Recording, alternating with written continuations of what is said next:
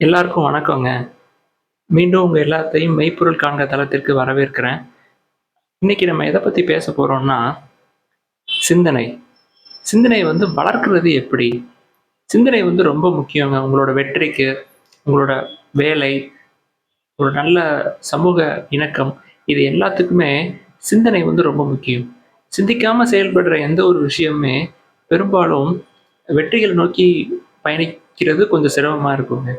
So அதனால தான் இந்த சிந்தனைய பத்தி இன்னைக்கு நான் பேசணும்னு நெனச்சேன். இதுல சிந்தனைய வளர்க்கிறதுக்கு என்னென்னலாம் வேணும் அப்படின்றதுக்கு முன்னாடி, சிந்திக்க விடாம பண்றது என்னென்ன விஷயம் அப்படின்றதெல்லாம் ஃபர்ஸ்ட்டு சொல்லிடுறேன். நம்மளோட அன்றாட வாழ்க்கையில நம்மளை சிந்திக்க விடாம பண்றதெல்லாம் என்னென்னவா இருக்கும் அப்படின்றத நான் சொல்லிடுறேன். அதாவது உங்களுடைய தரவுகள், இன்புட்ஸ் உள்ள போனோனே அது ப்ராசஸ் பண்ணணும். மைண்ட் உங்களோட இன்புட்ஸ கரெக்ட்டா ப்ராசஸ் பண்ணிறணும். கரெக்ட்டான இன்புட்டா இருந்தா கரெக்ட்டான ப்ராசஸ் பண்ணி கரெக்ட்டான அவுட்புட்ட குடுக்கும். திங்கிங் அப்படிங்கிறது அந்த ப்ராசஸ். உங்களோட மைண்ட் கரெக்ட்டா இயங்கணும். சரி, அதை எப்படி எப்படியெல்லாம் வளர்க்கணும், எதனால அந்த ப்ராசஸ் தடைபட வாய்ப்பு இருக்கு அப்படின்றத என்னோட பாயிண்ட் ஆஃப் வியூவில் நான் சொல்லணும்னு நான் ஆசைப்பட்டேன். இன்னைக்கு அதை பற்றி தான் பேசணும்னு நினச்சேங்க. முதல்ல 5 விஷயம் இருக்குங்க. முதல்ல காணொளிகள், வீடியோ. நம்ம வீடியோ நிறையா பார்க்குறோம்னு வச்சுக்கோங்களேன், அது தேவையில்லாத வீடியோ. தேவையில்லாதன்னா என்ன? நமக்கு நம்மளுடைய நோக்கத்திற்கு இணக்கம் இல்லாத, நமக்கு ஒரு நோக்கம் இருக்கும்.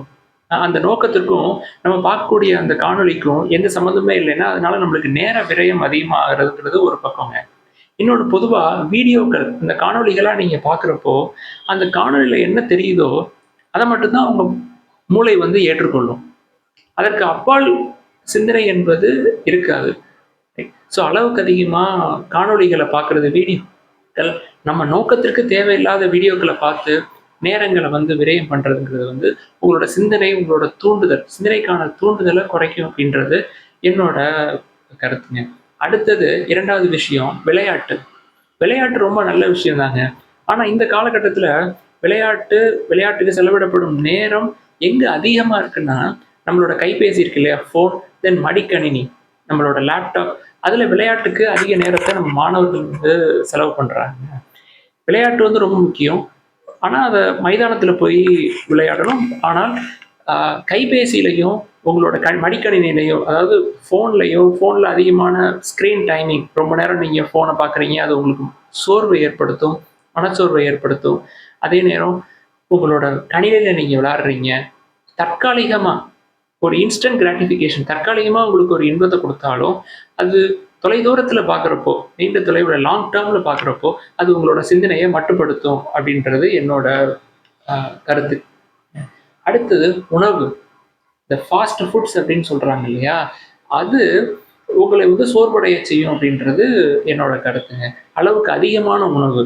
உணவுங்கிறது அ தேவையான அளவு. என்ன பொறுத்தவரைக்கும் நான் உங்கள்ட்ட பேசினப்பயே சொல்லியிருப்பேன். குறைவான அளவு. உங்களுக்கு எவ்வளோ தேவை அப்படின்றத நீங்க கொஞ்சம் சிந்திச்சீங்கன்னா, உங்களால கண்டுகொள்ள முடியும். இந்த உணவு நமக்கு தேவையா? தேவையில்லையா? அதாவது ஒரு சில பேர் இப்ப என்னைய எடுத்துக்கோங்களேன். நான் தனியா உட்கார்ந்து மெஸ்ல சாப்பிடுறப்போ, சரியான அளவு யோசிச்சு, சிந்திச்சு இது நம்மளுக்கு தேவை, தேவையில்ல அப்படிங்கிறத ரசிச்சு சாப்பிடுவேங்க. நண்பர்கள் ஒரு 5, 6 பேர் இருக்கிறாங்கன்னு வச்சுக்கோங்களேன். நான் எப்பொழுதும் 2, 3 சப்பாத்திகள் சாப்பிடுறது 5, 6 ஆயிரும். அவங்களோட பேசிக்கொண்டு மகிழ்ச்சியா நேரத்த செலவு பண்றப்ப, நம்மளோட அளவு தெரியாம போயிருங்க. அதனால இந்த உணவு பழக்கம் அப்படிங்கிறது ரொம்ப ரொம்ப முக்கியம். அடுத்தது தூக்கம்.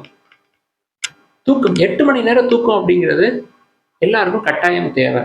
நீங்க மொத்தம் 24 மணி நேரத்துல 8 மணி நேரம் நம்ம கண்டிப்பா ஒரு இடத்துல வேலை பார்க்கணும்.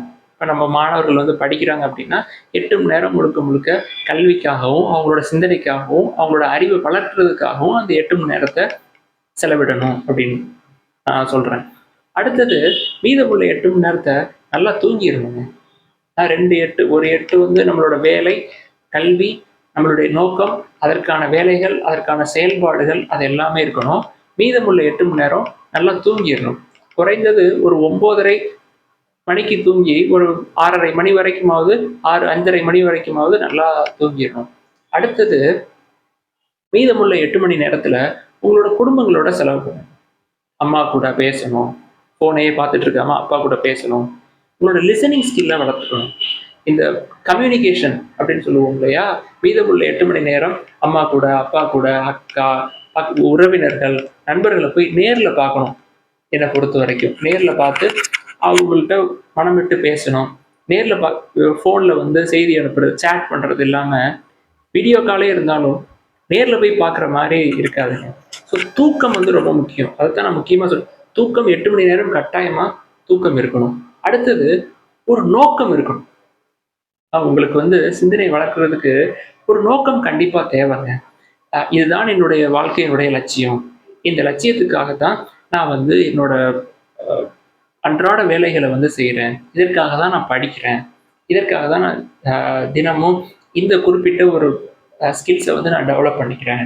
இதற்காகத்தான் நான் வந்து 8 மணி நேரம் தூக்கம் அப்படின்றதும் உங்களோட நோக்கத்தை நிறைவேற்றிக்கிறதுக்கு உங்களோட உடல்நிலையை தயார் பண்ணும் அது. ஸோ இந்த 5 விஷயங்களை வந்து பண்ணக்கூடாது. உங்களோட சிந்தனையை வந்து வளர்க்கறதுக்கு, உங்கள அடுத்த கட்டத்துக்கு எடுத்துட்டு போறதுக்கு, முக்கியமா இது எப்பயிலேருந்து நான் எப்பொழுதுமே சொல்ற மாரி, ஒரு 10 வயசுல இருந்தே இத பழகுங்க. வாழ்க்கை ஃபுல்லா இத தொடருங்க. முதல் விஷயம் வீடியோக்கள், காணொளிகள், தேவையில்லாத வீடியோக்கள். நம்மளோட நோக்கத்திற்கு 5வது விஷயம் சொன்னோம் இல்லையா நோக்கம். அந்த நோக்கத்திற்கும் நம்ம பார்க்குற காணொளிக்கும் எந்த தொடர்புமே இல்லைன்னா, அதனால நம்மளுக்கு நேர விரயம் ஆகும். புட் ஃபர்ஸ்ட் திங்க் ஃபர்ஸ்ட் அப்படின்னு சொல்லுவோம் இல்லையா, நம்ம 7 ஹேபிட்ஸ் ஆஃப் மோஸ்ட் எஃபெக்டிவ் பீப்புள்ல பேசியிருக்கோம் இல்லையா, அதை தான் சொல்கிறோம். முதல்ல தேவையில்லாத வீடியோக்களை பார்க்கறது தவிர்க்கணும். ரைட். 2வது விஷயம் விளையாட்டு. கணினியிலையும் கைபேசியிலையும் விளையாடக்கூடாது அப்படின்றது என்னோட கருத்து. அடுத்தது 3வது விஷயம் உணவு பழக்க வழக்கம். சீரில்லாத அளவுக்கு அதிகமான துரித உணவு, ஃபாஸ்ட் ஃபுட்ஸ் அப்படின்னு சொல்கிறோம் இல்லையா, அது ரைட். உங்களோட உடல் நலத்துக்கு கோளாறு ஒரு தடவை வந்துருச்சுன்னா அதை மறுபடியும் செய்யக்கூடாது. அடுத்தது தூக்கம். 8 மணி நேரம் தூக்கம் இல்லாம இருக்கிறது, சிந்தனையை தடுக்கிறது. 5 மணி நேரம், 6 மணி நேரம் குறைவா, 8 மணி நேரத்துக்கு குறைவா தூங்குறது. தென் நோக்கம் இல்லாம இருக்குது. சிந்தனையை வளர்க்கிறதுக்கு என்ன பண்ணணும்? இதெல்லாம் வந்து சிந்தனையை மட்டுப்படுத்தும் அப்படின்னு சொன்னேன் இல்லையா, சிந்தனையை வளர்க்கிறதுக்கு என்ன பண்ணணும்? நீங்க வீடியோ பார்க்க வேணாம்னு நான் சொன்னேன் இல்லையா, அதற்கு பதிலாக புத்தகங்களா படிங்க. புத்தகங்களா படிங்க. வாசிக்கிறப்போ புத்தகம் வந்து நிலையா இருக்கும். உங்களோட சிந்தனை ஓடிக்கொண்டே இருக்கும். சரியா? நீங்க வீடியோ பார்க்குறப்போ, வீடியோ ஓடிக்கிட்டே இருக்கும். உங்களோட சிந்தனை மட்டுப்படுத்த நிலையில் அப்படியே இருக்கும். ஸோ உங்கள் சிந்தனைகள ஓட விடுங்க. அத கிளைகளா வளர விடுங்க உங்களோட சிந்தனைய. புத்தகம் படிச்சீங்கன்னா, உங்களோட சிந்தனை பல கிளைகளாக வளரும்.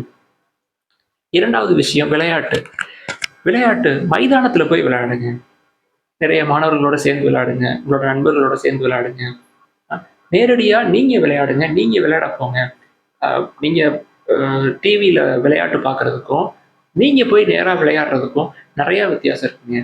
விளையாடுங்க, யோகா பண்ணுங்க, ஓடுங்க, டெய்லி வந்து ஜாக்கிங் போங்க. வீட்லயே எக்சர்சைஸ் பண்ணுங்க. உங்களால ஒரு நாள் மழை பெய்யுது அப்படின்னா, வீட்லயே அன்னைக்கு எக்சர்சைஸ் பண்ணுங்க. சதுரங்கம் விளையாடுங்க. சிந்தனை நான் ஏற்கனவே சொன்ன மாதிரி, சிந்தனை வந்து பொறுமையோட தொடர்புடையதுங்க. ஒவ்வொரு முறையும் ஒவ்வொரு செயலையும் செய்யும்போது, ஒரு பொறுமை இருந்தால் சிந்திப்பதற்கான இடம் உங்களுக்கு கிடைக்கும். தளம் உங்களுக்கு கிடைக்கும். பொறுமை சிந்தனையோட கலந்தது தாங்க. ஸோ சதுரங்கம் விளையாண்டீங்கன்னா, உங்களோட சிந்தனையும் கூடும். பொறுமையோடு கலந்த சிந்தனைக்கு சதுரங்கம் செஸ் விளையாடலாம். செஸ் தான் சொல்றேன் நான். செஸ் விளையாட்டு வந்து அருமையான விளையாட்டு. நீங்க தந்தையோட, தாயோட, நண்பர்களோட யார் கூடனாலும் விளையாடுங்க. அது உங்களுக்கு சிந்திக்கிறதுக்கு. அதையும் கைபேசியில விளையாடாதீங்க. ஃபோன்ல, லேப்டாப்ல விளையாடாதீங்க. இன்னொரு சக மனிதரோட விளையாடுங்க. கணினியா இருக்கட்டும், இல்ல கைபேசியா இருக்கட்டும், அது உங்கள மாரி சக மனிதர் அப்படின்னு நினைக்காதீங்க. அது ஒரு உயிரற்ற பொருள். அதற்கு மதிப்பு அளிக்காதீர்கள். 2வது. 3வது சத்துள்ள உணவுகள சாப்பிடுங்க. உணவு ரொம்ப முக்கியங்க. 3 வேளை உணவு. நான் ஏராளமான மாணவர்கள நான் காலையில பார்த்துருக்கேன். காலை சாப்பாட சாப்பிடாமயே வருவாங்க. மதியம் வரைக்கும் ஒரு பசியிலேயே இருப்பாங்க. உங்களோட சிந்தனைக்கு, உங்களோட சிந்தனை செயல்பாடு, உங்களோட எல்லா விஷயத்துக்குமே முக்கியமான இயந்திரம், நம்மளோட உடல் உறுப்புலயே முக்கியமான இயந்திரம் அந்த உணவை சீரணமாக்குறது. உணவு வந்து எனர்ஜியா கன்வெர்ட் பண்ணுது இல்லையா, அந்த இயந்திரத்துக்கு முதல்ல பெட்ரோல், டீசல் ஏதாவது போடணும். ஒரு சத்துள்ள உணவு வந்து ரொம்ப முக்கியம். சீரான உணவு. காலையில அதிகமா, மதியம் கொஞ்சம் கம்மியா, நைட்டு இன்னும் கொஞ்சம் கம்மியா. இந்த மாதிரி உணவு பழக்கவழக்கத்தை எவ்வளோ தூரம் வெளியில போய் சாப்பிட்றத எவ்வளோ தூரம் தவிர்க்க முடியுமோ தவிர்க்கிறது ரொம்ப நல்லதுங்க. என்னோட பாயிண்ட் ஆஃப் வியூவில் நான் ஃபாலோ பண்ணுறது அப்படிதான் பெரும்பாலும் ஃபாலோ பண்ணேன். அடுத்தது தூக்கம். தூக்கம் இல்லாமல் இருக்கிறது எப்படி சிந்தனையை மட்டுப்படுத்துமோ, ஒரு சீரான தூக்கம் ஒரு புதிய உணர்வை உங்களுக்கு கொண்டு வந்து கொடுக்கும். புதிய சிந்தனைகளுக்கு அது வழிகோலும். ரைட்? ஸோ தூக்கம் வந்து 8 மணி நேரம் தூக்கம் அப்படிங்கிறது மிக முக்கியம். நோக்கம், இறுதியாக நோக்கம். இந்த நோக்கம் ஒவ்வொரு மனிதருக்கும் 10 வயசு, 12 வயசுல கட்டாயமாக வந்துவிட வேண்டும். நான் மேல சொன்ன 4 பாயிண்ட்டுக்கும் ஒரு உந்துகோலே, ஒரு டிரைவிங் ஃபோர்ஸ் என்னன்னா இந்த நோக்கம் தாங்க. நோக்கம் உங்களுக்கு இல்லைன்னா இதை பண்ண முடியாதுங்க. ஒரு மிகச்சிறந்த ஆட்டக்காரனா நீங்க வரணும் அப்படின்னா அந்த நோக்கம் ரொம்ப முக்கியம். நோக்கம் இருந்தால் தான் நீங்கள் உங்களோட நேரத்தை வந்து கைபேசியிலையோ மடிக்கணினிலையோ விரயம் பண்ண மாட்டீங்க, வீடியோ பார்க்க மாட்டீங்க, தினமும் உடற்பயிற்சி பண்ணுவீங்க. 9 மணி ஆனால் தூங்கணும், காலையில் 7 மணிக்கு எந்திரிச்சு நம்மளோட 5 மணிக்கே எந்திரிச்சு நம்மளோட வேலைகளை பார்க்கணும் அப்படின்றத நீங்கள் நினைப்பீங்க.